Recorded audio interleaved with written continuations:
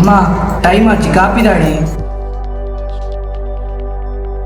சும்மா தின்னுட்டு தின்னுட்டு கிடந்தா போதும், வேற வேலை ஒன்றும் இல்லை. இப்போ எங்கே போற? என்னத்த காலையில புலம்பிட்டு இருக்க? ஒரு இடத்துக்கு நிம்மதியா போட மாட்டியா? வேண்டாம். டேய் டேய், காப்பியை குடிச்சிட்டு போடா. இந்த ரோஷத்துக்கு மட்டும் குறைச்சல் இல்லை.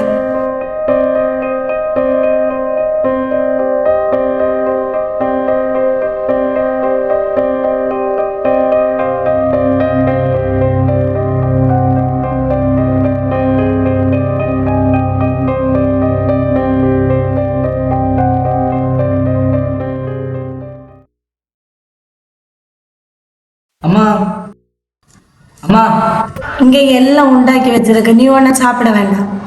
எல்லாம் எனக்கு தெரியும். நானே ஒரு பிசினஸ் பிளான மனசுல வச்சுட்டு எப்படி எக்ஸிக்யூட் பண்ணலான் இருக்கேன். நீ வேற நோய் நோயின்னு. ஆமால, உனக்கு அப்படிதான் இருக்கு. நான் அக்கறையோட சொல்லியது. அப்படி நான் 2 லட்சம் ரூபா தான். அப்படி நான் இந்த ஊர்லயே இல்ல, இந்த தமிழ்நாட்டிலேயே பெரிய பணக்காரனா இருக்கேன். ஆமா, நீ கேட்ட உடனே தாரதுக்கு நான் இங்க வச்சுட்டு தான் இருக்கேன். போயிரு, எனக்கு வாயிலண்டி எதுவும் கேட்காம. பாத்தியா பாத்தியா, உனக்கு என் பிசினஸ்ல ஹெல்ப் பண்ண முடியல, பணமும் இல்லை. ஒரு நாள் நான் உன் ஹெல்ப் இல்லாம பெரிய ஆள் ஆகிடுவேன்.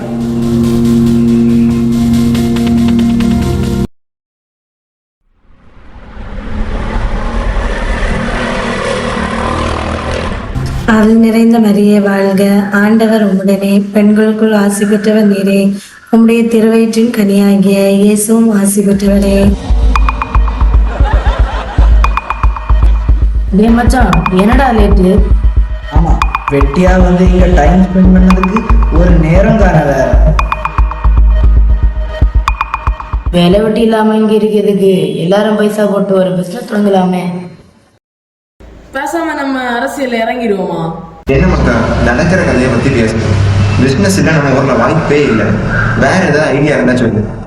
எனக்கு தெரிஞ்ச ஒரு ஆள் உண்டு, நான் வீட்டுல பேசி வைக்கேன். ஆனா எல்லாரும் பைசா போடணும்.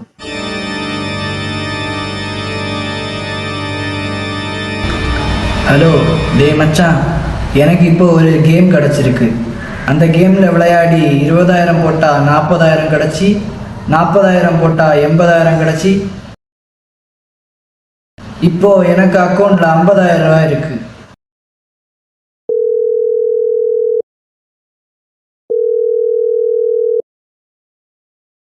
ஹலோ டே மச்சான், எனக்கு இப்போ அர்ஜென்டா 20,000 ரூபாய் வேணும். டே உடனே சென்ட் பண்ணிடு.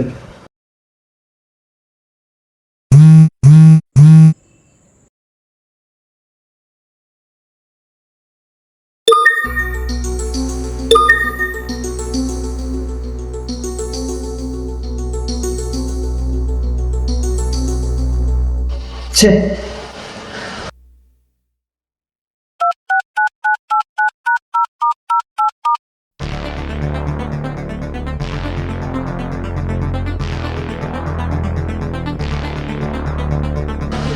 இது என்னது?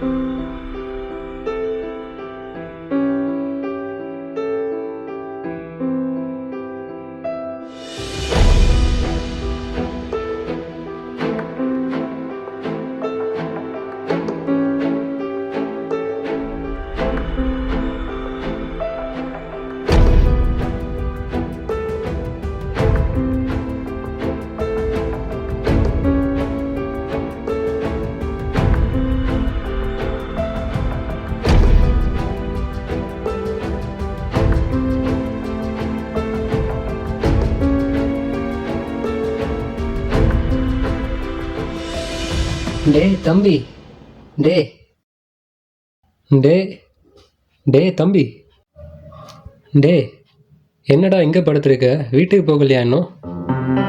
டே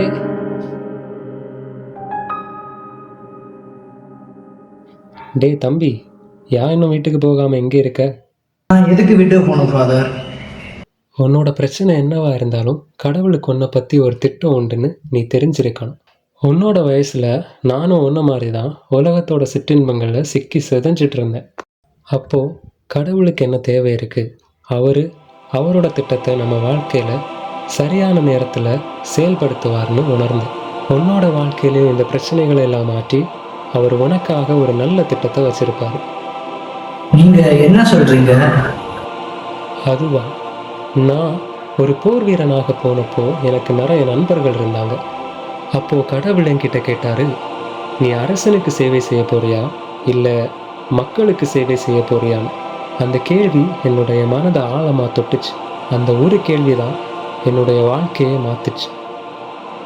என்னைக்கு நான் இந்த உலகத்தை விட்டு அந்த அரசருக்கு பணிவிடை செய்ய தொடங்கினோ அன்னைக்கு என்னுடைய வாழ்க்கை மகிழ்ச்சியாக மாறுச்சு.